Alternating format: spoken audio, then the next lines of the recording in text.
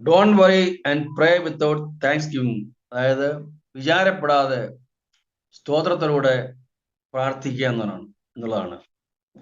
Don't worry and pray with thanksgiving. വിചാരപ്പെടാതെ സ്തോത്രത്തോടെ പ്രാർത്ഥിക്കുക എന്നുള്ളതാണ്. ആധാരമായിട്ട് ഒരു വേദഭാഗം വായിക്കാം. ഫിലിപ്പിയർ 4:6-7 വാക്യങ്ങൾ. ഫിലിപ്പിയർ 4:6-7. ഒന്നിനെ കുറിച്ചും വിചാരപ്പെടരുത്, എല്ലാറ്റിലും പ്രാർത്ഥനയാലും അപേക്ഷയാലും നിങ്ങളുടെ ആവശ്യങ്ങൾ സ്തോത്രത്തോടുകൂടെ ദൈവത്തോട് അറിയിക്കുകയത്രേ വേണ്ടത്. എന്നാൽ സകല ബുദ്ധിയെയും കവിയുന്ന ദൈവസമാധാനം നിങ്ങളുടെ ഹൃദയങ്ങളെയും നിലവുകളെയും ക്രിസ്തുയേശുവിൽ കാക്കും. Thank you. വായിച്ച വേദഭാഗത്തിലേക്ക് വരുന്നതിന് മുമ്പായിട്ട് ഫിലിപ്പിയനെ കുറിച്ച് ചില കാര്യങ്ങൾ മുഖവരിയായിട്ട് പറയാൻ ആഗ്രഹിക്കുന്നു. അപ്പോസ്തലനായ പൗലോസിന്റെ പ്രിസൺ എപ്പിസോഡ്സ് അല്ലെങ്കിൽ കാരാഗൃഹ ലേഖനങ്ങൾ എന്നറിയപ്പെടുന്ന 4 ലേഖനങ്ങളിൽ ഒന്നാണ് ഈ ഫിലിപ്പ് ലേഖനം. നമുക്ക് മനസ്സിലാക്കാൻ സാധിക്കും. ഞാൻ കഴിഞ്ഞ ദിവസവും അപ്രകാരം ഈ കാരാഗൃഹ ലേഖനത്തിൽ ഒരു ലേഖനത്തെ കുറിച്ചാണ് പ്രസംഗിച്ചത്. അത് എഫേസ്യ ലേഖനത്തെ കുറിച്ചായിരുന്നു. എന്നാൽ ഇന്ന് ഫിലിപ്പ് ലേഖനത്തിൽ നിന്ന് ചില കാര്യങ്ങൾ സംസാരിക്കാൻ ആഗ്രഹിക്കുന്നത്. എഫേസർ, ഫിലിപ്പിയർ, കൊലോസ്, ഫിലേമോൻ ഈ 4 അപ്പോസ്തലനായ പൗലോസിന്റെ പ്രിസൺ എപ്പിസോഡ്സ് അല്ലെങ്കിൽ കാരാഗൃഹ ലേഖനങ്ങൾ എന്നിവയിൽ അറിയപ്പെടുന്നത്. നമുക്ക് അതിനെക്കുറിച്ച് പഠിക്കുമ്പോൾ മനസ്സിലാക്കാൻ സാധിക്കും. ഈ ഫിലിപ്പിയർ എഴുതിയ പ്ലേസ് സ്ഥലത്തെക്കുറിച്ച് ചിന്തിക്കുകയാണെങ്കിൽ റോമിലെ കാരാഗൃഹത്തിൽ വെച്ചാണ് പൗലോസ് എഴുതിയത്. അതുകൊണ്ടാണ് ഇതിനെ പ്രിസൺ എപ്പിസോഡ്സ് അല്ലെങ്കിൽ കാരാഗൃഹ ലേഖനം എന്ന് അറിയപ്പെടുന്നത്. ഈ 4 ലേഖനങ്ങളെ ഇത് എഴുതിയായ കാലം അല്ലെങ്കിൽ ഡേറ്റിനെ കുറിച്ച് ചിന്തിക്കുകയാണെങ്കിൽ AD 63 അപ്പോസ്തലനായ പൗലോസ് ഈ ലേഖനം എഴുതിയത് നമുക്ക് മനസ്സിലാക്കാൻ സാധിക്കും. ഇനിയും ഈ ഫിലിപ്പ് ലേഖനത്തിന്റെ പ്രധാനപ്പെട്ട ചിന്താവിഷയം എന്ന് പറയുന്നത് ജോയ് അല്ലെങ്കിൽ സന്തോഷം എന്നുള്ളതാണ്. ഈ ഫിലിപ്പ് ലേഖനത്തിലെ പ്രധാനപ്പെട്ട തീം അല്ലെങ്കിൽ ചിന്താവിഷയം എന്ന് പറയുന്നത് ജോയ് അല്ലെങ്കിൽ സന്തോഷം എന്നുള്ളതാണ്. 16 പ്രാവശ്യം ഈ ഫിലിപ്പ് ലേഖനത്തിലെ അപ്പോസ്തലനായ പൗലോസ് ഈ സന്തോഷത്തെ കുറിച്ച് പറയുന്നുണ്ട്. സന്തോഷിപ്പിൻ ആവർത്തിച്ച് 16 പ്രാവശ്യം ഈ ഫിലിപ്പ് ലേഖനത്തിൽ അപ്പോസ്തലനായ പൗലോസ് പറയുന്നു. ഇനി എല്ലാ വാക്യങ്ങളും വായിക്കാൻ സമയമില്ല, ചില വാക്യങ്ങൾ മാത്രമേ വായിക്കുന്നുള്ളൂ. മത്തായി സുവിശേഷം 6-ാം അധ്യായത്തിന്റെ 25 മുതൽ വാക്യങ്ങൾ കാണുന്നത് വായിക്കണ്ട. വിചാരപ്പെടരുത്, നാളെക്കുറിച്ച് വിചാരപ്പെടരുതാണ്. ഡോണ്ട് വറി അബൌട്ട് ടുമോറോ എന്നാണ്. നാളെക്കുറിച്ച് അതുപോലെ നമ്മുടെ പ്രാഥമിക ആവശ്യങ്ങളെ കുറിച്ച് വിചാരപ്പെടുന്നതാണ് കർത്താവ് പറഞ്ഞിരിക്കുന്നത്. നാളെക്കുറിച്ച് നമ്മുടെ പ്രൈമറി വാൺസ് അല്ലെങ്കിൽ പ്രാഥമിക ആവശ്യങ്ങളെ കുറിച്ചും വിചാരപ്പെടുന്നതാണ് കർത്താവ് ആ ഭാഗത്ത് പറഞ്ഞിരിക്കുന്നത്. അതായത് നമ്മുടെ പ്രാഥമിക ആവശ്യങ്ങൾ എന്ന് പറയുന്നത് ആഹാരം, വസ്ത്രം, പാർപ്പിടം, ഫുഡ്, ഷെൽട്ടർ ആൻഡ് ക്ലോത്തിങ്, ഇത് 3 നമുക്ക് മനസ്സിലാക്കാൻ സാധിക്കും. അപ്പോൾ അതിനെക്കുറിച്ച് വിചാരപ്പെടരുതെന്നാണ്, അതുപോലെ നാളെക്കുറിച്ചും വിചാരപ്പെടരുതെന്നാണ് കർത്താവ് മത്തായി സുവിശേഷം 6-ാം അധ്യായത്തിന്റെ 25 മുതൽ വാക്യങ്ങൾ പറഞ്ഞിരിക്കുന്നു. വീണ്ടും 1 പത്രോസ് 5-ന്റെ 7-ാമത്തെ വാക്യം നമുക്ക് വായിക്കാം. അവിടെ കാണുന്നത് അവൻ നിങ്ങൾക്കായി കരുതുന്നതായാൽ നിങ്ങളുടെ സകല ചിന്താകുലവും അവന് ഇട്ടോളും എന്നാണ്. ഈ കേഴ്സ് ഫോർ യു വായിക്കാമോ? അവൻ നിങ്ങൾക്കായി കരുതുന്നതാകിയാൽ നിങ്ങളുടെ സകല ചിന്താകുലവും അവന്റെ മേൽ ഇട്ടുകൊള്ളുകയും. He cares for you, so put all your anxieties upon him എന്ന് ഇംഗ്ലീഷ് വായിക്കുന്നപ്പോൾ കർത്താവ് നമുക്ക് വേണ്ടി കരുതുന്നതായാൽ നമ്മുടെ സകല ചിന്താകുലവും അവന് മേൽ ഇട്ടോളും എന്നാണ് അവിടെ അപ്പോസ്തലനായ പത്രോസ് പറഞ്ഞിരിക്കുന്നത്. അപ്പോൾ നമ്മുടെ സ്തോത്രം എപ്പോഴും പ്രാർത്ഥനയോടെ ഉണ്ടായിരിക്കണം എന്നാണ് അതിന്റെ അർത്ഥം. ആകുല ചിന്ത ഉണ്ടാകുമ്പോൾ പ്രാർത്ഥിക്കുകയാണെങ്കിൽ ദൈവത്തിന്റെ ദാനമായ സമാധാനം നമ്മുടെ ഉള്ളിൽ വരും എന്നാണ് അപ്പോസ്തലനായ പൗലോസ് അവിടെ ഓർപ്പിക്കുന്നത്. അപ്പോസ്തലനായ പത്രോസും നമ്മൾ വായിച്ച ഭാഗത്ത് അതിനാണ് പറയുന്നത്. ഇനിയും നമ്മള് പ്രാർത്ഥനയെക്കുറിച്ചാണ് ചിന്തിച്ചുകൊണ്ടിരിക്കുന്നത്. കുറിവാക്യത്തിൽ നമ്മൾ വായിച്ചു കേട്ടത് ഒന്നിനെക്കുറിച്ചും വിചാരപ്പെടരുത്, എല്ലാറ്റിലും പ്രാർത്ഥനയിലും അപേക്ഷയിലും ആവശ്യങ്ങൾ സ്തോത്രത്തോട് ദൈവത്തോട് അറിയിക്കുക അത്ര വേണ്ടത്. എന്നാൽ സകല ബുദ്ധിയെ കവിയുന്ന ദൈവസമാധാനം നിങ്ങളുടെ ഹൃദയങ്ങളെയും നിലവുകളെയും ക്രിസ്തുയേശുവിൽ കാക്കുമെന്നാണല്ലോ സ്തോത്രം. അതുകൊണ്ട് ഇന്ന് രാത്രിക്കാർ ഞാൻ പ്രാർത്ഥനയ്ക്ക് ഉള്ളതായ 3 ഉത്തരങ്ങൾ അല്ലെങ്കിൽ the 3 answers of prayer അതിനെക്കുറിച്ചാണ് സംസാരിക്കാൻ ആഗ്രഹിക്കുന്നത്. പ്രാർത്ഥനയ്ക്കുള്ളതായ 3 ഉത്തരങ്ങൾ. ഒന്നാമത്തെ ഉത്തരവ് എന്ന് പറയുന്നത് യെസ് അല്ലെങ്കിൽ ഉടനെയുള്ള ആൻസർ എന്നുള്ളതാണ്. The sudden answer. പ്രാർത്ഥനയ്ക്ക് 3 ഉത്തരങ്ങളുണ്ട്. ഒന്നാമത്തെ ഉത്തരം എന്ന് പറയുന്നത് യെസ്. ഇനി പെട്ടെന്ന് പ്രാർത്ഥിക്കുമ്പോൾ ചില വിഷയങ്ങൾക്കെല്ലാം നമുക്ക് ഉത്തരം കിട്ടും, താമസിക്കാതെ.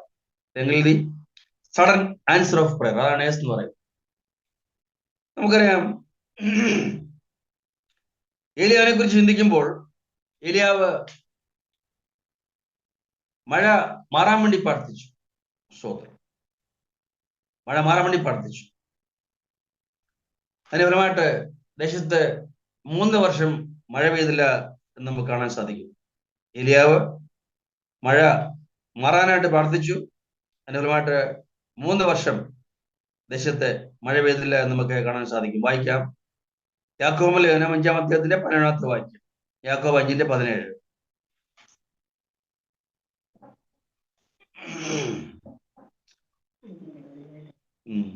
ഏലിയാവ് നമുക്ക് സമസ്വഭാവമുള്ള മനുഷ്യനായിരുന്നു. മഴ പെയ്യാതിരിക്കേണ്ടതിന് അവൻ പ്രാർത്ഥനയിൽ അപേക്ഷിച്ചു. 3 സംവത്സരവും 6 മാസവും ദേശത്തെ മഴ പെയ്തില്ല. അവൻ വീണ്ടും പ്രാർത്ഥിച്ചപ്പോൾ ആകാശത്തു നിന്ന് മഴ പെയ്തു, ഭൂമിയിൽ ധാന്യം വിളഞ്ഞു. എലീജ prayed for stopping the rain. പ്രാർത്ഥന മഴ നിൽക്കാൻ വേണ്ടി പ്രാർത്ഥിച്ചു. നമ്മൾ ആദ്യം വായിച്ചു, മഴ മാറാൻ വേണ്ടി അല്ലെങ്കിൽ മഴ നിൽക്കാൻ വേണ്ടി പ്രാർത്ഥിച്ചു. അനുകൂലമായിട്ട് 3 വർഷക്കാലം ദേശത്ത് മഴ പെയ്തില്ല നമ്മൾ വായിച്ചു കേട്ടു.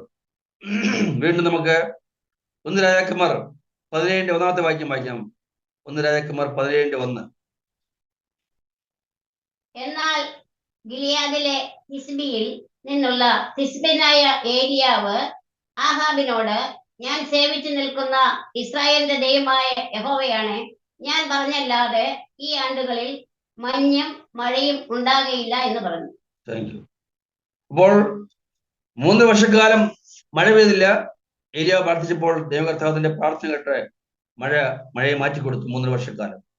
എന്നാൽ 3 വർഷം കഴിഞ്ഞപ്പോൾ ഏലിയാവ് ആഹാബിനോട് കർമ്മൽ പർവ്വതത്തിൽ ഇസ്രായേൽ ജനത്തെയും ബാലിന്റെയും അശേരയുടെയും 850 പ്രവാചകന്മാരെയും കൂട്ടിവരുത്തുവാനായിട്ട് പറഞ്ഞു. ഒരു കാളയെ കൊടുത്തിട്ട് പ്രാർത്ഥിച്ച് തീയിറക്കി ദഹിപ്പിക്കാനായിട്ട് പറഞ്ഞു. എന്നാൽ ഉച്ചവരെ അവർ ബാലിനോട് പ്രാർത്ഥിച്ചിട്ടും തുള്ളിച്ചാടിയിട്ടും രക്തമൊഴുക്കിയിട്ടും ഉത്തരമൊന്നും ഉണ്ടായില്ല എന്ന് നമുക്ക് കാണാൻ സാധിക്കും. എന്നാൽ ഏലിയാവ് പ്രാർത്ഥിച്ചപ്പോൾ ഉടനെ സഡനായിട്ട് ആകാശത്ത് നിന്ന് തീയിറങ്ങി ഹോമയാഗവും വിറകും മണ്ണും ദഹിപ്പിച്ചു, തോട്ടിലെ വെള്ളവും വറ്റിച്ചു കളഞ്ഞു എന്ന് നമുക്ക് കാണാൻ സാധിക്കും. സ്തോത്രം. അപ്പോൾ ഏലിയാവ് ബാലിന്റെയും അശേരയുടെയും പ്രവാചകന്മാരെ 850 പേര് അവരെ പ്രാർത്ഥിച്ചപ്പോൾ അവരുടെ ദൈവങ്ങളായ ബാലും അശേരയും ഒന്നും ഉത്തരം കൊടുത്തില്ല. എന്നാൽ ജീവനുള്ള ദൈവത്തിന്റെ പ്രവാചകനായ ഏലിയാവ് പ്രാർത്ഥിച്ചപ്പോൾ ഉടനെ തന്നെ സഡനായിട്ട് ആകാശത്തു നിന്ന് തീയിറങ്ങിയായിട്ട് നമുക്ക് വായിപ്പാൻ സാധിക്കും. സ്തോത്രം. ഹല്ലേലൂയ.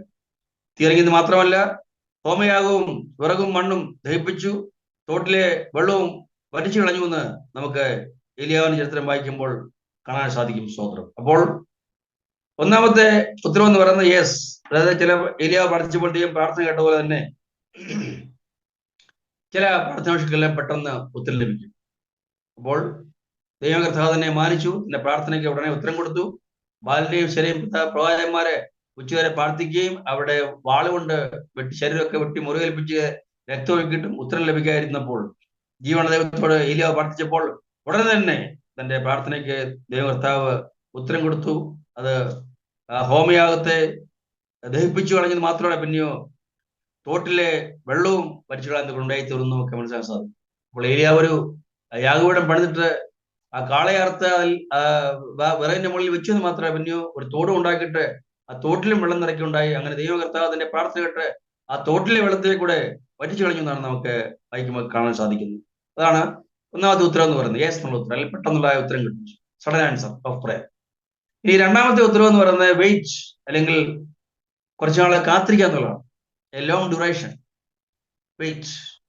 അതായത് നമ്മൾ പ്രാർത്ഥിക്കുമ്പോൾ പെട്ടെന്ന് ഉത്തരം കിട്ടത്തില്ല, കുറച്ചു നാൾ നമ്മൾ കാത്തിരിക്കണം. എ ലോങ് ഡ്യൂറേഷൻ, അതിനാണ് വെയിറ്റ് എന്ന് പറയുന്നത്. വീണ്ടും നമുക്ക് ഏലിയാവിലേക്ക് തന്നെ വരാം. ആദ്യം നമ്മൾ പ്രാർത്ഥിച്ചു കേട്ടു. ഏലിയാവ് പ്രാർത്ഥിച്ചപ്പോൾ ദൈവകർത്താവ് ഉടനെ ഉത്തരം കൊടുത്തു എന്ന് നമ്മൾ വായിച്ചു കേട്ടു. എന്നാൽ വീണ്ടും അതേ ഏലിയാവ് തന്നെ മഴ പെയ്യാൻ വേണ്ടി പ്രാർത്ഥിച്ചപ്പോൾ കുറച്ച് കാത്തിരിക്കേണ്ടതായിട്ട് വന്നു. മഴ മാറാൻ വേണ്ടി പ്രാർത്ഥിച്ച പെട്ടെന്ന് ഉത്തരം ദൈവ കർത്താവ് കൊടുത്തു. അതുപോലെ തന്നെ ആകാശത്ത് നിന്ന് തീയിറങ്ങി ആ ഹോമയാഗ പീഠത്തിൽ ഉണ്ടായിരിക്കുന്ന എല്ലാ വസ്തുക്കളെയും ദഹിപ്പിക്കാനായിട്ട് പ്രാർത്ഥിച്ചപ്പോൾ പെട്ടെന്ന് ദൈവ കർത്താവ് ഉത്തരം കൊടുത്തു തന്നെ മാനിച്ചു. എന്നാൽ വീണ്ടും അതേ ഏലിയാവ് തന്നെ വീണ്ടും മഴ പെയ്യാൻ വേണ്ടി പ്രാർത്ഥിച്ചപ്പോൾ കുറെ സമയം കാത്തിരിക്കേണ്ടതായി വന്നു. സ്തോത്രം. വീണ്ടും നമ്മൾ വായിക്കുമ്പോൾ കാണാൻ സാധിക്കുന്നത് യാക്കോബ് 5:18 കാണാൻ സാധിക്കും. യാക്കോബ് 5:18. വീണ്ടും ഏലിയാവ് 3 വർഷക്കാലം ശേഷമായിട്ട് മഴ പെയ്യാൻ വേണ്ടി പ്രാർത്ഥിച്ചു. യാക്കോബ് 5:18.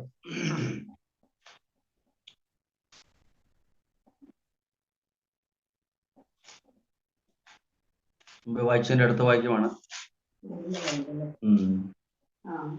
അവൻ വീണ്ടും പ്രാർത്ഥിച്ചപ്പോൾ ആകാശത്തുനിന്ന് മഴ പെയ്തു, ഭൂമിയിൽ ധാന്യം വിളഞ്ഞു.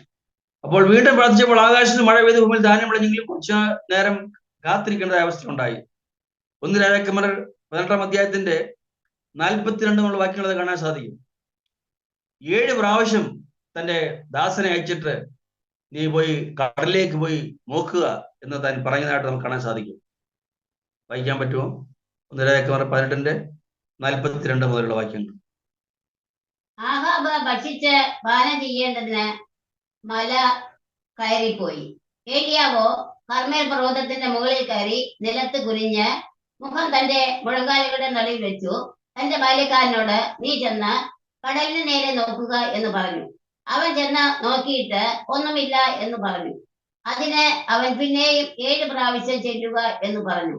7-ാം പ്രാവശ്യമോ അവൻ ഇതാ കടലിൽ നിന്ന് ഒരു മനുഷ്യന്റെ കൈ പോലെ ഒരു ചെറിയ മേഘം പൊങ്ങുന്നു എന്ന് പറഞ്ഞു. അതിന് അവൻ നീ ചെന്ന് ആഹാബിനോട് മഴ നിന്നെ തടുക്കാതിരിക്കേണ്ടതിന് രഥം പൂട്ടി ഇറങ്ങിപ്പോക എന്ന് ബോധിപ്പിക്ക എന്ന് പറഞ്ഞു. അപ്പോൾ ആദ്യ പ്രാവശ്യം പെട്ടെന്ന് തന്റെ പ്രാർത്ഥനയ്ക്ക് ദൈവകർത്താവ് ഉത്തരം കൊടുത്തെങ്കിൽ ഇതാ ഇവിടെ മഴ പെയ്യാൻ വേണ്ടി താൻ പ്രാർത്ഥിച്ചപ്പോൾ തനിക്ക് കുറെ സമയം കാത്തിരിക്കേണ്ട അവസ്ഥ ഉണ്ടായി.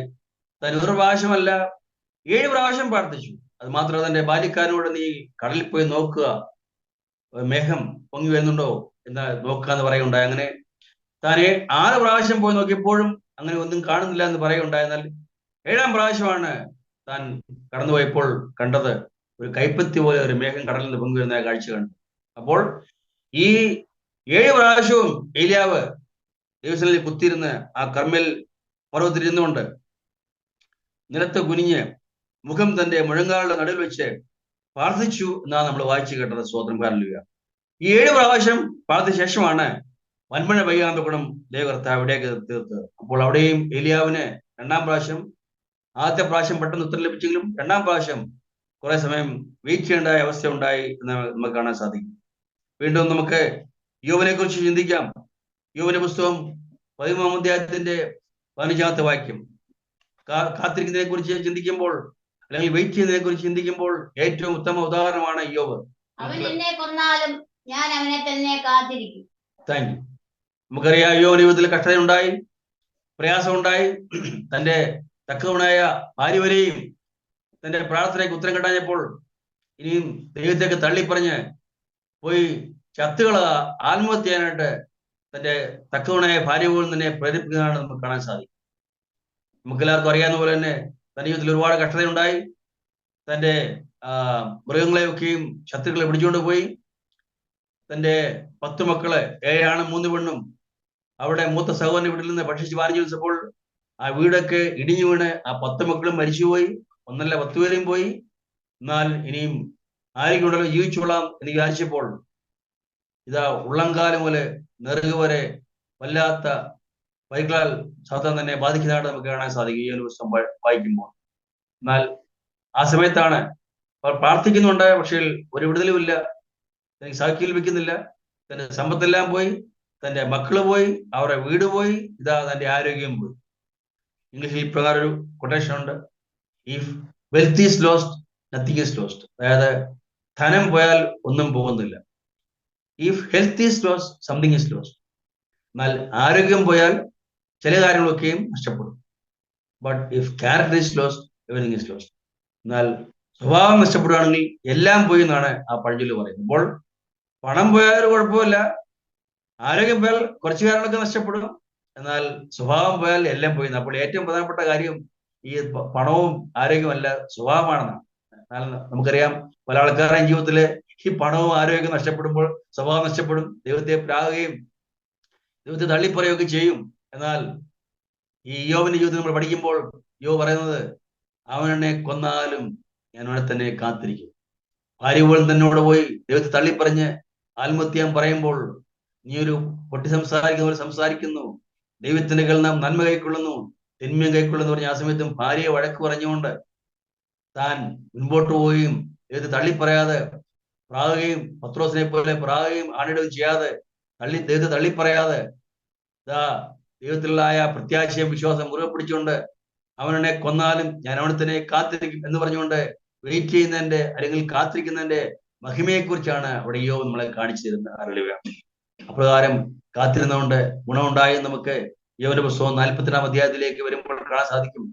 അതിന്റെ 10-ാമത്തെ വാക്യത്തിൽ വായിക്കേണ്ട യോബ് അതിന്റെ സ്നേഹിതന്മാരിൽ പ്രാർത്ഥിച്ചപ്പോൾ യഹോവ ശ്രദ്ധിക്ക് വേദം വരുത്തി, അങ്ങനെ തനിക്ക് മുമ്പുണ്ടാകാൻ നോക്കിയും ദൈവകർത്താവ് ഇരട്ടിയായിട്ട് കൊടുത്തു. അങ്ങനെ ദൈവകർത്താവ് യോബിന്റെ പിൻകാലത്തെ അവന്റെ മുൻകാലത്തെക്കാൾ ഇരട്ടിയായിട്ട് അനുഗ്രഹിച്ചു. സ്തോത്രം. എന്നാൽ പ്രിയമുള്ള ദൈവമക്കളെയും തന്റെ ജീവിതത്തിൽ കഷ്ടത വന്നപ്പോൾ തന്റെ ഭാര്യ ബുദ്ധി ഉപദേശിച്ചു കൊടുത്ത പോലെ തന്നെ, തക്കവണ ഭാര്യ ആ ബുദ്ധി ഉപദേശിച്ചു കൊടുത്ത പോലെ തന്നെ നിന്റെ ദൈവത്തെയൊക്കെ തള്ളിപ്പറഞ്ഞ് പ്രാർത്ഥിച്ചാൽ മതി, പ്രാർത്ഥിച്ചൊന്നും ഗുണമൊന്നുമില്ല, അതുകൊണ്ട് ഇത്രയൊക്കെ പ്രാർത്ഥിച്ചാൽ മതി, ദൈവത്തെയൊക്കെ തള്ളിപ്പറഞ്ഞ് പോയി ചത്തുകളെന്ന് പറഞ്ഞ് പോയി ആത്മഹത്യ ഇരുന്നെങ്കിൽ ഈ ദൈവത്തിന് നന്മ കാണാൻ പറ്റുമായിരുന്നു. അപ്പോൾ ഭാര്യയുടെ വാക്ക് കേട്ട് ദൈവത്തെ തള്ളിപ്പറയാതെയും ആത്മഹത്യയായി ചെയ്തിരുന്നതുകൊണ്ട് തനിക്ക് ദൈവത്തിന്റെ നന്മ കാണാനും തന്റെ മുൻകാലത്തേക്കാൾ ഇരട്ടിയായിട്ട് അനുഗ്രഹിച്ചത് ആ അനുഗ്രഹം കാണാനും കർത്താവ് അതിനെ സഹായിച്ചു. അതിന് കാരണം താൻ വെയിറ്റ് ചെയ്തുകൊണ്ടാണല്ലേ കാത്തിരുന്നുണ്ട്. പ്രിയമുള്ള ദൈവമക്കളെ, നമ്മുടെ ജീവിതത്തിൽ ഈ യോബിനെ പോലെ കഷ്ടതയും പ്രയാസമൊക്കെ വരുമ്പോൾ പിന്മാറിപ്പോകാതെ അവനെ കൊന്നാലും ഞാൻ അതിനെ കാത്തിരിക്കും എന്ന് പറഞ്ഞുകൊണ്ട് ഭാര്യയോ ഭർത്താവോ ആരെങ്കിലും നമുക്ക് പ്രതികൂലമായാലും ദൈവത്തെ തള്ളിപ്പറയാതെ ദൈവത്തെ കാത്തിരുന്നുകൊണ്ട് ദൈവത്തിൽ നിന്ന് അനേക നന്മകളും അനുഗ്രഹങ്ങളൊക്കെയും പ്രാപിക്കാൻ നിൽക്കണം. നമുക്ക് ഒരു പ്രാവശ്യം കൂടി നമ്മളെ തന്നെ വിവരങ്ങൾ പിന്നെ താഴ്ത്തിയേൽപ്പിക്കുകയും സമർപ്പിക്കുകയും ചെയ്യാം. ഹല്ലേലൂയ. വീണ്ടും 40-ാം സങ്കീർത്തനം 1-ാമത്തെ വാക്യം വായിക്കുക. അവിടെ വെയിറ്റിനെ കുറിച്ച് പറയുന്നുണ്ട്. സങ്കീർത്തക്കാരൻ ദാവീദാണ് പറയുന്നത്. ഹല്ലേലൂയ. ഞാൻ യഹോവയ്ക്കായി കാത്തിരുന്നു, അവനെങ്കിലേക്ക് ചാഞ്ഞ് എന്റെ നിലവിളി കേട്ടു. Thank you. ഞാൻ യഹോവയ്ക്കായിട്ട് കാത്തിരുന്നു. യോബ് പറയുന്നത് അവനെ കൊന്നാൽ ഞാൻ അവിടെ തന്നെ കാത്തിരിക്കും എന്ന് ഒരു പ്രാവശ്യം പറയുന്നു. എന്നാൽ ഇവിടെ ദാവീദ് പറയുന്നത് 2 പ്രാവശ്യം. കാത്തിരിക്കുന്നല്ല, കാത്തിരുന്നു എന്നാവും. ഞാൻ യഹോവയ്ക്കായിട്ട് കാത്തിരുന്നു. അപ്പോൾ കുറെ ഒരു ഡ്യൂറേഷൻ അല്ലെങ്കിൽ കുറെ നീണ്ട കാലയളവ് ഞാൻ കാണിക്കുന്നു. 2 പ്രാവശ്യം പറയുന്നുണ്ട്. ഞാൻ യഹോവയ്ക്കായിട്ട് കാത്തിരുന്നല്ല, കാത്തിരുന്നു. അവനെങ്കിലേക്ക് ചാഞ്ഞ് എന്റെ നിലവിളി കേട്ടു. അപ്പോൾ പ്രാർത്ഥിച്ചിട്ട് ദൈവത്തെ തള്ളിപ്പറയാതെ കാത്തിരിക്കുക, വെയിറ്റ് ചെയ്യുക. യോബിനെ പോലെ പത്രോസിനെ പോലെ പ്രാകുകയും ആരുടെയും ചെയ്യാതെ, യേശുക്രിസ്തു തള്ളിപ്പറഞ്ഞ പോലെ തള്ളിപ്പറയാതെ നമുക്ക് യോബിനെ പോലെ കാത്തിരിക്കാം. സങ്കീർത്തനക്കാരനായ ദാവീദിനെ പോലെ കാത്തിരിക്കാം. ഹല്ലേലൂയ. എത്ര വർഷം കാത്തിരിക്കുന്നു എനിക്കറിയാൻ പറ്റും. എന്നാൽ ആ ഉത്തരം കിട്ടുന്നവരെ നമുക്ക് ക്ഷമയോടുകൂടി ദൈവത്തെ തള്ളിപ്പറയാതെ യോബിനെ പോലെയും ദാവീദിനെ പോലെ നമുക്ക് കാത്തിരിക്കാം. ഹല്ലേലൂയ. വീണ്ടും യെശയ്യാ പ്രവചന പുസ്തകം 40-ാം അധ്യായത്തിന് 31-ാമത്തെ വാക്യം. യെശയ്യാ 40:31. യഹോവയെ കാത്തിരിക്കുന്നവർ ശക്തിയെ പുതുക്കും. വായിക്കും. എങ്കിലും യഹോവയെ കാത്തിരിക്കുന്നവർ ശക്തിയെ പുതുക്കും, അവർ കഴുകന്മാരെ പോലെ ചിറകടിച്ച് കയറും, അവർ തളർന്നു പോകാതെ ഓടുകയും ക്ഷീണിച്ചു പോകാതെ നടക്കുകയും ചെയ്യും. എവിടെയും കാണുന്നത് യഹോവയെ കാത്തിരിക്കുന്നവർ ഉണ്ടോ? അല്ലാത്തൊരു കാര്യമല്ലേ പറയുന്നത്, വെയിറ്റ് ചെയ്യുന്ന ഒരു കാര്യമാണ് പറയുന്നത്. ശക്തിയെ പുതുക്കും, അവർ കഴുകന്മാരെ പോലെ ചിറകടിച്ച് കയറും, അവർ തളർന്നു പോകാതെ ഓടുകയും ക്ഷീണിച്ചു പോകാതെ നടക്കുകയും. 4 കാര്യങ്ങളാണ് പറഞ്ഞേക്കുന്നത്. കാത്തിരുന്നാൽ ഗുണമുണ്ട്. എന്തൊക്കെയാ ഗുണങ്ങള്? 4 ഗുണങ്ങള്. യഹോവയെ കാത്തിരിക്കുന്നവർ ഒന്നാമതായിട്ട് ശക്തിയെ പുതുക്കും, രണ്ടാമതായിട്ട് അവർ കഴുകന്മാരെ പോലെ ചിറകടിച്ച് കയറും, മൂന്നാമതായിട്ട് അവർ തളർന്നു പോകാതെ ഓടും, നാലാമതായിട്ട് ക്ഷീണിച്ചു പോകാതെ നടക്കും. അപ്പൊ കാത്തിരുന്നില്ലല്ലോ, ഇതിലും കിട്ടുമോ? ഇല്ല. അപ്പൊ എത്ര നാളെ കാത്തിരിക്കും എനിക്കറിയത്തില്ല. എന്നാൽ കാത്തിരുന്നാൽ ഗുണമുണ്ട്. അതാണ് അവിടെ യെശയ്യാ പ്രവചനം പറയുന്നത്. കാത്തിരുന്നാൽ 4 കൂട്ടം ഗുണങ്ങളുണ്ട്. അവർ ശക്തിയെ പുതുക്കും, കഴുകന്മാരെ പോലെ ചിറകടിച്ച് കയറും, തളർന്നു പോകാതെ ഓടും, ക്ഷീണിച്ചു പോകാതെ നടക്കും. നമുക്ക് മരുദിവസങ്ങളിൽ ഏതെല്ലാം വിധത്തിലുള്ള കഷ്ടതയും പ്രയാസം ഉണ്ടായാലും പിന്മാറിപ്പോകാതെ യോബിനെ പോലെ ദാവീദിനെ പോലെ യെശയ്യാ പ്രവചനം പറഞ്ഞ പോലെ ദൈവത്തിൽ നിന്ന് ഉത്തരം കിട്ടുന്നവരെയും കാത്തിരിക്കാം, അല്ലെങ്കിൽ വെയിറ്റ് ചെയ്യാം. ഹല്ലേലൂയ. അതുകൊണ്ട് നമുക്ക് ദൈവത്തിന്റെ സമയം വരെ നമുക്ക് കാത്തിരിക്കാം. Hallelujah. So wait patiently up to God's time and not our time. നമ്മുടെ സമയം വരെ അല്ല, ദൈവത്തിന്റെ സമയം വരെ. വേറെ വേദഭാഗം വായിക്കേണ്ട ഒരുപാടുണ്ട്. സഭാപ്രസംഗി 3:1 മുതൽ, സഭാപ്രസംഗി 3:1 കാണുന്നത് അവിടെ ഇതുപോലെ എല്ലാത്തിനും കാലമുണ്ടെന്നാണ് പറഞ്ഞേക്കുന്നത്. അവിടെ മൊത്തം കാലങ്ങളെ കുറിച്ചാണ് പറഞ്ഞേക്കുന്നത്. ഓരോ കാര്യത്തിനും ഓരോ കാലമുണ്ട്, എല്ലാത്തിനും ഓരോ സമയമുണ്ടെന്നാണ് പറഞ്ഞേക്കുന്നത്. അപ്പോൾ ആ സമയം വരെയും, അല്ലെ ദൈവത്തിന് നമ്മുടെ സമയമല്ല, എല്ലാത്തിനും ഒരു സമയമുണ്ടെന്നാണ് അവിടെ സഭാപ്രസംഗി പറഞ്ഞേക്കുന്നത്. അത് ഞാൻ ശലോമോൻ പറഞ്ഞേക്കുന്നത്. അപ്പോൾ നമ്മുടെ സമയമല്ല, പിന്നെയോ ആ ദൈവത്തിന്റെ സമയം വരെ നമ്മൾ കാത്തിരിക്കണം. ഹല്ലേലൂയ. അപ്പോൾ കാത്തിരിക്കുമ്പോൾ തീർച്ചയായിട്ടും ദൈവകർത്താവ് നമ്മളെ സഹായിക്കും, നമ്മുടെ പ്രാർത്ഥനയ്ക്ക് ഉത്തരം തരുന്നതാണ് അവിടെയും നമുക്ക് കാണാൻ സാധിക്കുന്നത്. എന്നാൽ നമ്മുടെ സമയമല്ല എന്നുള്ള പ്രത്യേകം നോട്ട് ചെയ്യണം. ദൈവത്തിന്റെ സമയം വരെയും കാത്തിരിക്കണം. അത് എത്ര വർഷമാണെന്ന് വെച്ചാൽ എനിക്കറിയത്തില്ല. ഇനി മൂന്നാമത്തെ ആൻസർ എന്ന് പറയുന്നത് നോ എന്നുള്ളതാണ്. അതായത് നെഗറ്റീവുള്ള ആൻസർ, പോസിറ്റീവായുള്ള ഉത്തരമല്ല, നേരെ വിരുദ്ധമായുള്ള ആൻസർ. അതും ഒരു ഉത്തരം തന്നെയാണ്. നോ. യെസ്, ആദ്യത്തെ ഉത്തരം യെസ്, രണ്ടാമത്തെ ഉത്തരം വെയിറ്റ്, മൂന്നാമത്തെ ഉത്തരം നോ. അതൊരു ഉത്തരമാണ്. ഉദാഹരണം പറഞ്ഞാല്, ഒരു കൊച്ചു കുഞ്ഞ്, ആ കുഞ്ഞ് ഒരു കത്തി ചോദിക്കുക കളിക്കാനുണ്ട്, അതൊരു ഒരു ബ്ലേഡ് ചോദിക്കുക കളിക്കാൻ. ഒരമ്മ കുഞ്ഞിനെ സ്നേഹമുള്ള ഒരു അമ്മയോ അപ്പനോ കൊടുക്കും. അപ്പൊ കുഞ്ഞിനോട് പറയും നോ, തരത്തില്ല. അതൊരു ഉത്തരമാണ്. അല്ലാതെ പാല് ചോദിച്ചാൽ ഉടനെ കൊടുക്കും, അല്ലെ വിശക്കുന്ന ഭക്ഷണം തരാൻ പറഞ്ഞാൽ ഉടനെ കൊടുക്കും. ഷോർട്ട് ആൻസറാണ്. അത് യേസ് എന്നുള്ള ഉത്തരം. എന്നാൽ കൊച്ചു കുഞ്ഞ് ഈ കത്തിയോ ബ്ലേഡോ ചോദിച്ചാൽ ആ കുഞ്ഞിനോട് സ്നേഹമുള്ള അപ്പനോ അമ്മ കൊടുക്കത്തില്ല. അപ്പൊ കുഞ്ഞിനോട് പറയും നോ, തരത്തില്ല എന്ന് പറയും. അതൊരു ഉത്തരമാണ്. അതാണ് മൂന്നാമത്തെ ഉത്തരം എന്ന് പറയുന്നത്. നമുക്ക് വായിക്കാം, തെളിവുണ്ട്.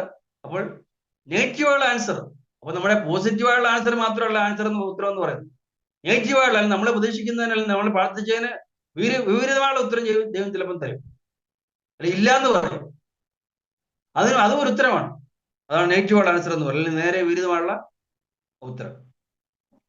നമുക്കറിയാം, നീ വീണ്ടും ഏലിയാവിനെ കുറിച്ച് തന്നെ ചിന്തിക്കാം. ഏലിയാവ്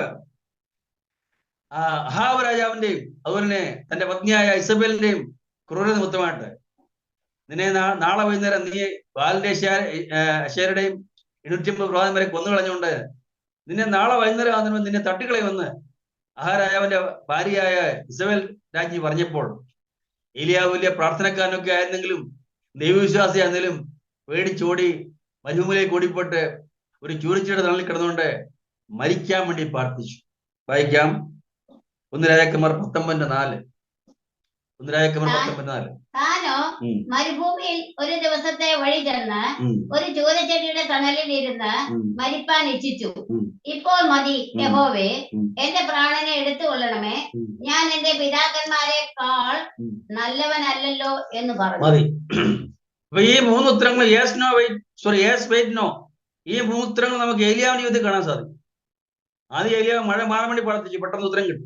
ആകാശം തീർക്കാൻ വേണ്ടി പ്രാർത്ഥിച്ചു, അതും പെട്ടെന്ന് ഉത്തരം കിട്ടി. 2ാം പ്രാവശ്യം മഴ പെയ്യാൻ വേണ്ടി പ്രാർത്ഥിച്ചു, അത് 7 പ്രാവശ്യം പ്രാർത്ഥിച്ച് കാത്തിക്കേണ്ടി വന്നു. ഇവിടെ 3ാം പ്രാവശ്യം മരിക്കാൻ വേണ്ടിയാണ് പ്രാർത്ഥിക്കുന്നത്. മഴ മാറാൻ വേണ്ടി പ്രാർത്ഥിക്കുന്നില്ല, മഴ പെയ്യാനും പ്രാർത്ഥിക്കുന്നില്ല, മരിക്കാനായിട്ടാണ് പ്രാർത്ഥിക്കുന്നത്. എന്താണ് കാരണം? ഈ ഇസ്രായേൽ രാജ്ഞിയെ ഭയപ്പെട്ട്, അവരെ കൊന്നുകളെന്ന് പറഞ്ഞുകൊണ്ട് അവരെ ഭയപ്പെട്ട് താനിതാ മരിക്കാൻ വേണ്ടി പ്രാർത്ഥിക്കുക. ഒരാൾ കൊല്ലപ്പെടാൻ ഇഷ്ടപ്പെടാതെ മരിക്കാൻ വേണ്ടി പ്രാർത്ഥിക്കുക. ഇപ്പോൾ മതി യഹോവേ, എന്റെ പ്രാണനെ എടുത്തുകൊള്ളെന്ന് പറഞ്ഞുകൊണ്ട് തന്നെ മരിക്കാൻ വേണ്ടി പ്രാർത്ഥിക്കുക.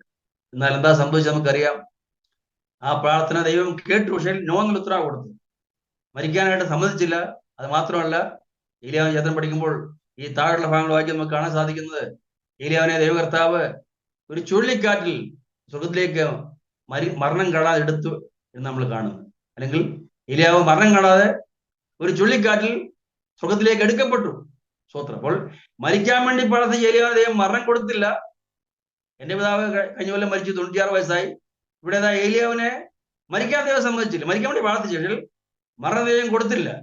മരണം കാണാതെ തന്നെ ജീവനോട് തന്നെ ചുഴലിക്കാറ്റിൽ ഏലിയാവിന്റെ ദൈവകർത്താവ് സ്വർഗത്തിലേക്ക് എടുത്തു എന്ന് നമുക്ക് കാണാൻ സാധിക്കും. അപ്പൊ അവിടെയും ഏലിയാവിന്റെ ജീവിതത്തിൽ നോ എന്നുള്ള ഉത്തരമാണ് കൊടുത്തത് എന്ന് നമുക്ക് കാണാൻ സാധിക്കും. അപ്പോൾ ഈ 3 ഉത്തരങ്ങളും യെസ്, വെയിറ്റ്, നോ, ഈ 3 ഉത്തരങ്ങളും ഏലിയാവിന്റെ ജീവിതത്തിൽ നമുക്ക് കാണാൻ സാധിക്കും. ഹല്ലേലൂയ. അങ്ങനെ മരണം കാണാതെ ഏലിയാവിനെ ദൈവം ചുഴലിക്കാറ്റ് സ്വർഗത്തിലേക്ക് എടുത്താൽ നമുക്ക് കാണാൻ സാധിക്കും. വലിയ 2ാമതായിട്ട് നമുക്ക് പൗലോസിനെ കുറിച്ച് ചിന്തിക്കാം. ഹല്ലേലൂയ. പൗലോസിന്റെ ജീവിതത്തിൽ ഒരു ശൂലം ഉണ്ടായിരുന്നു.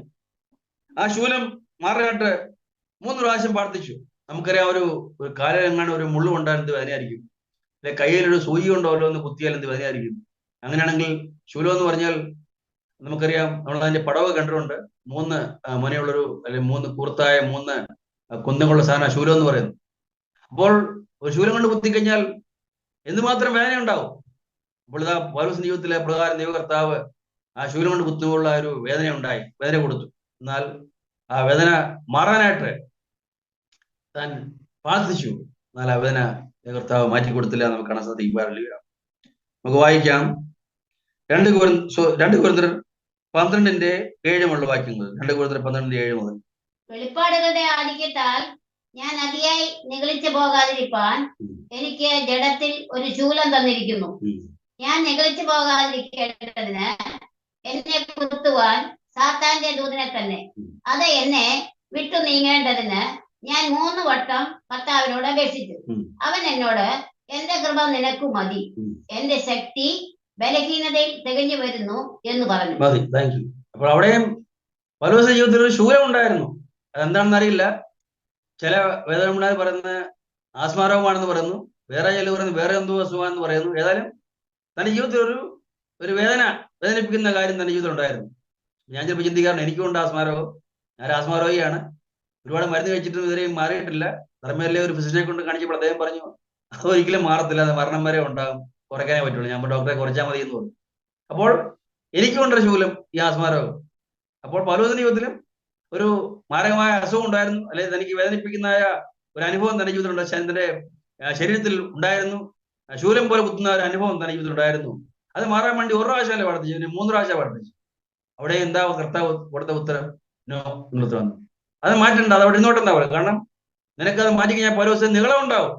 നിനക്ക് ഒരുപാട് വെളിപ്പാട് ഞാൻ തന്നിട്ടുണ്ട്. എന്നാൽ അതുകൊണ്ട് ആ ശൂലം ഇല്ലെങ്കിൽ നിനക്ക് നീളം ഉണ്ടാവുന്നുണ്ട്. നിങ്ങളിച്ചിട്ട് പിശാചിന് സംഭവിച്ച ശിക്ഷാവ് നിനക്ക് ഉണ്ടാവുന്നുണ്ട്. അങ്ങനെ സംഭവിക്കാതിരിക്കാനായിട്ട് അത് അവിടെ ഇരിക്കട്ടെ, അത് മാറ്റുന്നില്ല. എന്നാൽ അതിന് പകരമായിട്ട് ഇത് സഹിപ്പാനുള്ള കൃപ, ഈ വേദന സഹിപ്പാനുള്ള കൃപ ഞാൻ നിനക്ക് തരാം എന്ന് പറഞ്ഞുകൊണ്ട് പൗലോസിനെ സഹിപ്പാനുള്ള കൃപ ദൈവ കർത്താവ് കൊടുത്തു എന്ന് നമ്മൾ വായിച്ചു കിട്ടുന്നത്. എന്റെ കൃപ നിനക്ക് മതി. കൃപ എന്നുള്ള വാക്കിനർത്ഥം ഇംഗ്ലീഷ് വാക്ക് ഗ്രേസ് എന്നാണ്. അതിന്റെ അർത്ഥം the undeserved mercy of God എന്നാണ്. അതായത് ദൈവത്തിന്റെ കാരണം കൂടാതെയുള്ള, അർഹിക്കാത്തുള്ള കരുണ എന്നാണ് അതിന്റെ അർത്ഥം. അപ്പോൾ അപ്രകാരം പൗലോസ്, നിനക്ക് ഞാൻ എന്റെ കൃപ തരാം, നിനക്ക് ഞാൻ എന്റെ അൺഡിസേർവ്ഡ് മേഴ്സി തരാം, കാരണം കൂടാതെയുള്ള അർഹിക്കാത്ത കരുണ തരാം, സഹിപ്പാനുള്ളതായ കൃപ നിനക്ക് തരാം എന്ന് പറഞ്ഞുകൊണ്ട് അവിടെയും പൗലോസിനെ കർത്താവ് ആശ്വസിക്കുന്നതായിട്ടും തന്റെ പ്രാർത്ഥനയ്ക്ക് ഉത്തരം കൊടുത്തു. നോ എന്നുള്ള ഉത്തരമാണെന്ന് കൊടുത്തത് മാത്രം. പ്രതികൂലമായുള്ള, അല്ലെ താൻ അത് ശൂലം മാറാൻ വേണ്ടി പ്രാർത്ഥിച്ചെങ്കിൽ മാറ്റത്തില്ല എന്നുള്ള ഉത്തരം തനിക്ക് കൊടുത്തു എന്ന് നമുക്ക് കാണാൻ സാധിക്കാറില്ല. അവസാനമായിട്ട് എന്റെ ജീവിതത്തിലെ ഒരു അനുഭവം കൂടെ പറഞ്ഞ് ഞാൻ അവസാനിപ്പിക്കാം. കാരണമില്ല, ഞാനും ഇതുപോലെ തന്നെ ഈ ഏരിയാവ് മരിക്കാൻ വേണ്ടി പ്രാർത്ഥിച്ച പോലെ എൻ്റെ ജീവിതത്തിലും ഒരിക്കൽ മരിക്കാൻ വേണ്ടി പ്രാർത്ഥിക്കുകയുണ്ടായി. എൻ്റെ വിവാഹത്തിനൊക്കെ മുമ്പാണ്. 1985 ഞാൻ മദ്രാസ് റിഫൈനറീസിൽ ജോലി ചെയ്യുമ്പോൾ തമിഴ്നാട്ടിൽ എനിക്കൊരു ക്രോണിക് അപ്പൻഡിസൈറ്റിസ് എന്നൊരു അസുഖം ഉണ്ടായി. അതായത് രാവിലെ സൈറ്റിൽ പോയതാണ്. അവിടെ വെച്ച് പെട്ടെന്ന് വയറുവേദനയും ഛർദിലും ഉണ്ടായി. എൻ്റെ കൂടെ ജോലി ചെയ്യുന്ന ആൾക്കാരൊക്കെ സഹപ്രവർത്തകർ കൊണ്ട് എന്നെ ആശുപത്രിയിൽ കൊണ്ടുപോയി അഡ്മിറ്റ് ചെയ്തു. അപ്പൊ അന്ന് ഈ സ്കാനിങ് ഒന്നുമില്ല, എക്സ്റേ മാത്രമേ ഉള്ളൂ. ഡോക്ടർ പെട്ടെന്ന് എക്സ്റേ എടുത്തു. നോക്കിയപ്പോൾ അദ്ദേഹം പറഞ്ഞു, ക്രോണിക് അപ്പൻഡിസൈറ്റിസ് എന്നുള്ള രോഗമാണ്, ഇതിന് ചികിത്സയൊന്നുമില്ല, ഓപ്പറേഷൻ മാത്രമേ ഉള്ളൂ. അതായത് പഴകിയ അപ്പൻഡിസൈറ്റിസ് എന്നുള്ള അസുഖമാണ്. നമ്മുടെ ശരീരത്തിലെ വലതുവശത്തുള്ളായ വൻകുടലിന് അറ്റത്തുള്ളായ അപ്പൻഡിക്സ് എന്നുള്ള ഒരു അവയവമുണ്ട്. അത് പഴുത്ത് പൊട്ടാറായിരിക്കുകയാണ്. അതുകൊണ്ട് അതിന് മരുന്നൊന്നുമില്ല, അത് മുറിച്ചു കളയണം എന്നാ ഡോക്ടർ പറഞ്ഞ്, ഓപ്പറേഷൻ ചെയ്യണമെന്നാ പറഞ്ഞു, വേറെ ഒരു മരുന്നുമില്ലെന്ന് പറഞ്ഞു.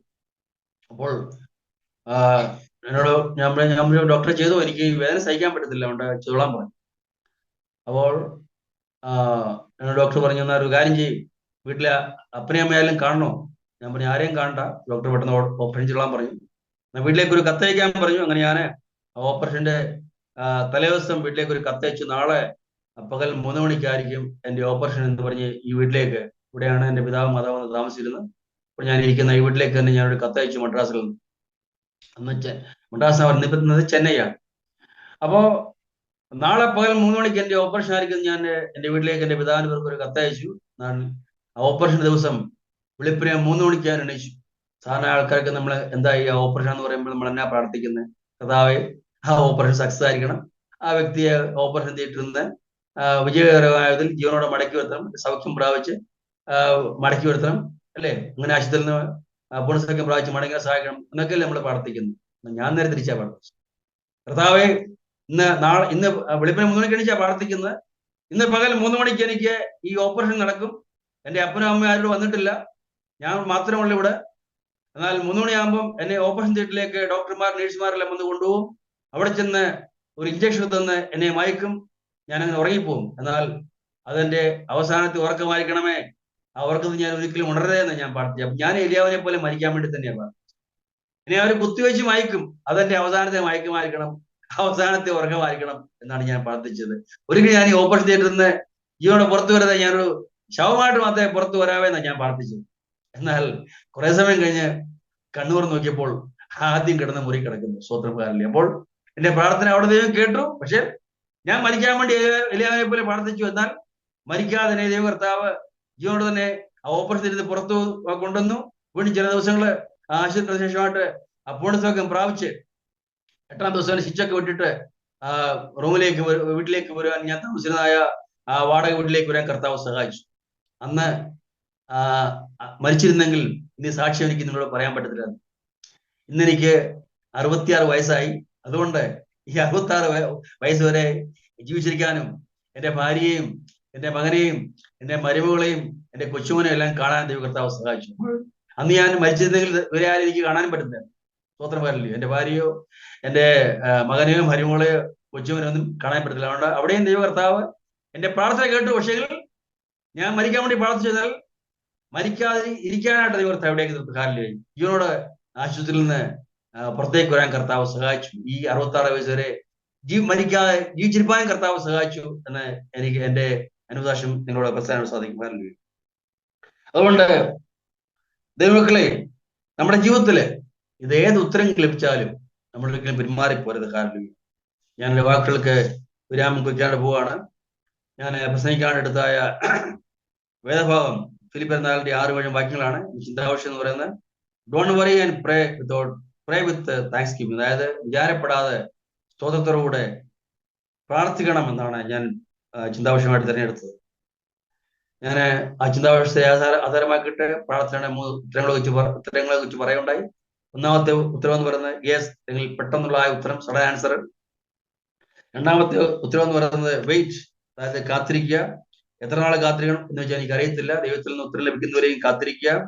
ഇനി 3ാമത്തെ ഉത്തരം എന്ന് പറയുന്നത് നോ, അതായത് നമ്മൾ പ്രാർത്ഥിക്കുന്നവരെ വിപരീതമായ ഉത്തരം, അല്ലെങ്കിൽ അത് സാധ്യമല്ല എന്നുള്ള ഉത്തരം എന്നാണ് 3ാമത്തെ ഉത്തരം എന്ന് പറയുന്നത്. അപ്പോൾ ഇതിലേത് ഉത്തരം ലഭിച്ചാലും നമുക്ക് പിന്മാറിപ്പോകാതെ ഇത് 3 ദൈവത്തിന്റെ ഉത്തരങ്ങൾ ആണെന്ന് മനസ്സിലായിക്കൊണ്ട് ആ 3 ഉത്തരങ്ങൾ ഏത് ലഭിച്ചാലും നമ്മളത് സന്തോഷത്തോടെ സ്വീകരിക്കാൻ തയ്യാറാണ് എന്ന് ഓർപ്പിച്ചുകൊണ്ട് എന്റെ എളിയ വാക്കുകളെ ചുരുക്കുന്നു.